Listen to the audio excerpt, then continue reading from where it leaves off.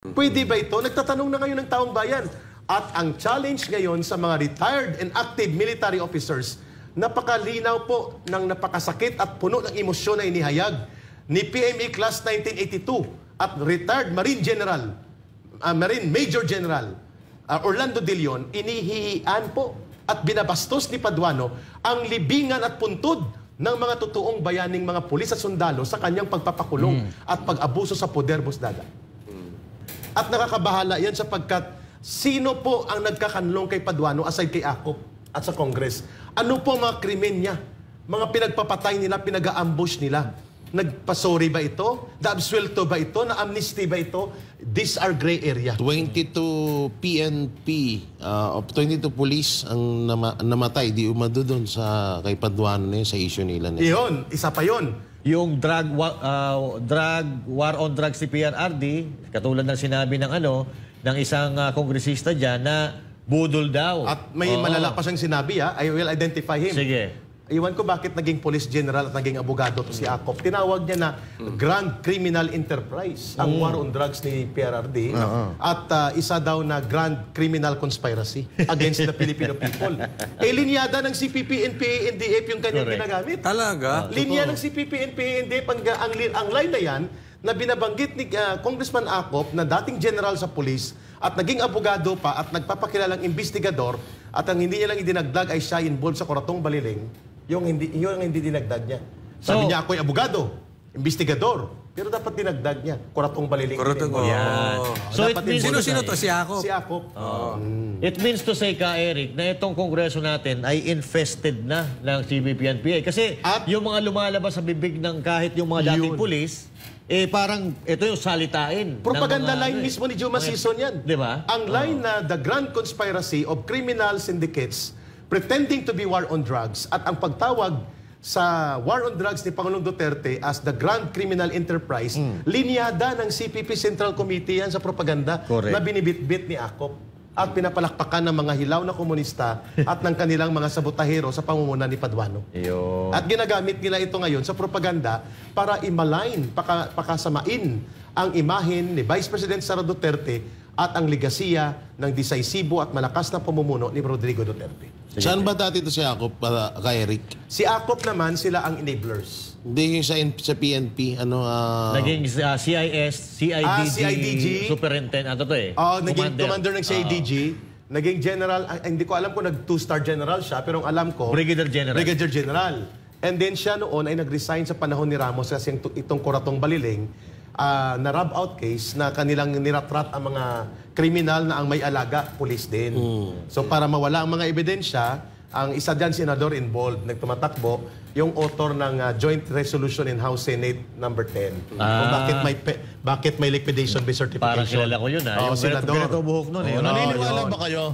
Mga partner, kayo ba ay naniniwala na kapag ang isang tao ay magaling magbintang, most likely siya yung tinuturo niya sa sarili niya. Totoo Sabi yan. niya, sa tuwing tumuturo ka ng isa, yung tatlong daliri nakaturo din sa iyo. Tama. Kayo ba ay naniniwala dyan? Tama ka dyan, Boss Dada.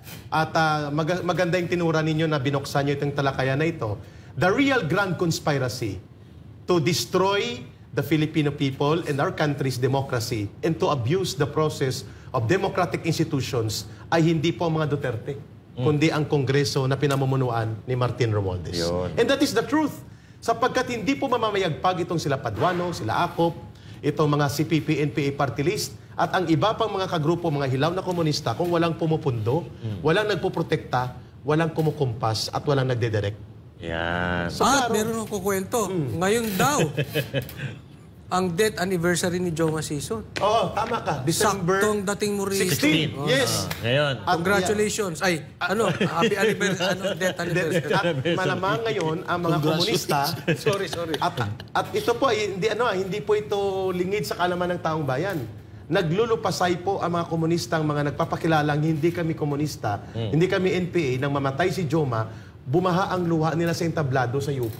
Sa pagbibigay ng parangal. At ngayong gabi, ang mga komunistang mga terorista na nagkukunwaring party list ay nandun, nagbibigay pugay sa 1-year death anniversary ni Joma Sison. Kaya pala may concert kagabi. Yes, sa Malacanang. Eh, parang nagsabay-sabay na sila, no? Parang may alliance talaga. Tama yung sinabi mo, Oo, eh. alyansa ito ng mga conspirators. Tama si Boss Daday. Yung nagtuturo na gumawa ng masama sa bansa na hindi naman tanggap ng taong bayan, ay siya ngayon ang nabubulgar na gumagawa ng pananabutahe upang magkagulo ang bansa, magkaroon ng mga hidwaan pang politika, lumala ang paglaganap ng krisis sa kabuhayan at ekonomiya, at tumitingkad ang mga bangayan sa politika dahil silang may gawa. Bakit? Kapag nangyari po yan, mananatili po ang pagkontrol nila sa poder at itong mga komunistang terorista ay mananatili po sila na sila ang magmamaniobra ng mga kaguluhan habang nagpapalakas ng armadong puwersa nila. So ulitin ko lang, Jay, Dada and Coach Oli and Master Judea, hindi sila isang grupo. Pero ang may pinakadelikado dyan na nasa bahagi ng alyansa ay ang CPP, NPA, NDF sapagkat may armadong grupo. Yes. Ito si Paduano, hindi. Wala na siyang armado, pero siya ay bodyguard na at bata-bata na mga politiko, kagaya ng barkadahan nila ni Akop. At ang mga hilaw na komunista, pera at pundo ang nagpapagalaw sa kanila para maging bahagi ng sabotahe campaign. Nakakatakot pa dito, no? Hinahayaan ng gobyerno na mabuo at dumami sila diyan sa Kongreso. sa Kongreso. At hindi lang sa Congress, may mga iba pa diyan sa iba't ibang panig ng government. Na samantalang noon nawala naman yan at tinugis nga yung mga yan, nagkaubos-ubos. Pero ngayon sila pa ang mga may kapangyarihan na magpakontem sa isang attorney, Isa pa yan. magpakontem sa isang PNP, Sa isang general. sa isang general na samantalang gumawa or naging bayani ng bayan natin, naging inilaan ng buhay para sa bayan natin. Nakakalungkot lang isipin na bakit pinagbigyan ng pagkakataon ng presidente at lalo na ng speaker na makagalaw yung mga makakaliwa na yan. Which brings to the question ngayon, Coach Oli, and Master Judea and Boss Dada, ang binanggit ang tinura ni Jay. Ito ba si Karapali Luwalhati o si Paduano ay absuelto na sa mga kasong kriminal na isinampa sa kanya? Walang record kung na-dismiss o hindi. Yan ay tanong natin. Tanong ito, Tanong natin. At kagaya ng tanong kung may 1.8 billion ba talaga? Delikado tayo dyan, Eric. Easy. Ano pa yun? With kapag galit ka pa daw, additional, 500K.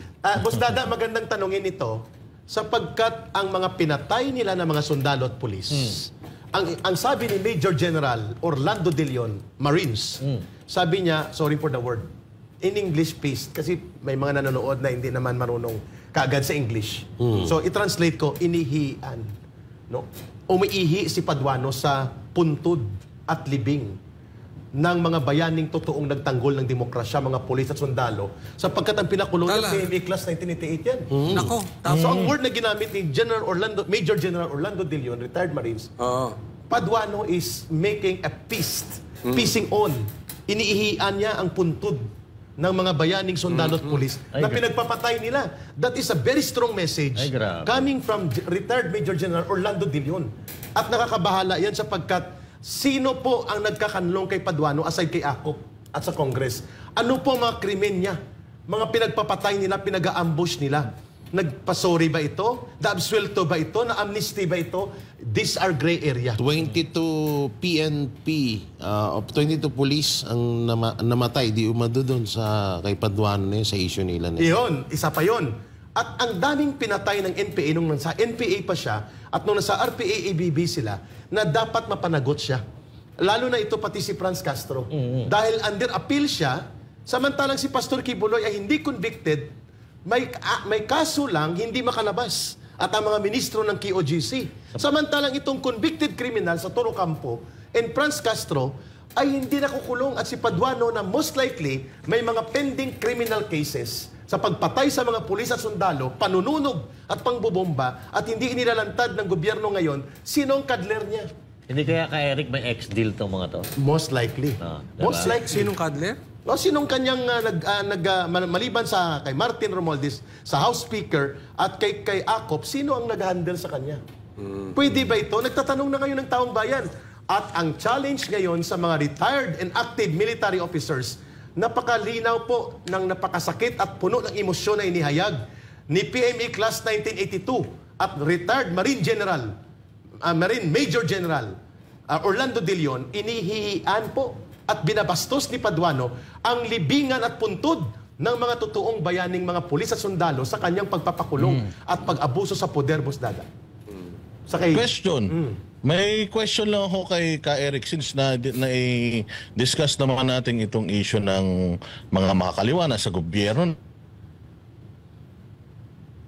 Meron kasing nagsabi sa akin na isang PMAer na retired na ito daw si General Browner at saka itong si Teddy Bagilat, na kilala mo naman siguro yan kung ano din ang affiliation ni Teddy Bagilat. Sila daw ay magpinsan. Totoo ba na magpinsan yung dalawa? Hindi ko ma-confirm, Boss Dada, but may possibility na may bloodline kasi ang mga Browner nag-migrate yan mula sa Amerika, ang kanilang mga ancestry, at nag-settle sa Cordillera. So most likely, there is a high possibility na may bloodline. Si Teddy Bagilat, bagamat hindi CPP, NPA, NDF, hilaw na komunista ang barkada niya, like sila Hontiveros, at sina De Lima dyan, yung Akbayan Group, malapit siya. Pero tama naman na binabanggit ni Brother Boss Dada, na bagamat hilaw na komunista, kaliwa pa rin ang orientation. Wala lang silang direktang armado. So is there a possibility na may bloodline connection sa Chief of Staff? There is a possibility. But on the question of professional integrity of the Chief of Staff, ni General Browner, nasa sa kanya yan para kanyang patunayan na hindi siya maapektuhan ng bloodline or political influence sa mga pamilya na kanyang kalinya sa kanyang bloodline, like itong kung possibility na may connection siya kay former Congressman Teddy Bagilat, na isang mga agitator din, kalinya ng mga hilaw na komunista, dapat patunayan niya ito. At lalo na pong binabanggit, this is a big challenge for him to speak up as a Chief of Staff. Yes. Ahayaan mo ba na insultuhin ang Philippine Military Academy at ang mga graduates nito ng isang mamamatay tao? Totoo naman mamatay tao ito talaga ang grupo nila Paduano. Diyan din ako nanggaling ang kaibahan naming dalawa. Wala akong kaso na inaharap tungkol dyan at ako po yumakap sa batas at nagpailalim sa gobyerno. Ito hindi malinaw eh. Sino ang nag-handle sa kanya? Aside sa Congress na pinoprotektahan siya at ng kanyang late benefactor at protector na si former Assemblyman or Congressman Danding Kuhangko na wala na ngayon, sino pa sa gobyerno ngayon ni Marcos ang nagpo-protect sa kanya? So, ibig sabihin, kayo legal yung pagbaba nyo. Oo, nagbalik talaga kami. Kayo yung mga rebel returnees na tinatawag. Yes. So, ang question natin, kung paano nakalantad itong si Paduano sa At kung anong status ng mga kaso. Yun. Kasi walang malinaw na may amnesty at walang malinaw na ito'y na-dismiss ang mga kaso niya, Boss Dada. And that is the reason that the Armed Forces of the Philippines and even the Philippine National Police, si Marbil ay PME graduate 91 yan. Si General Wilkins, 88, 89, 99, nag-abot pa sila.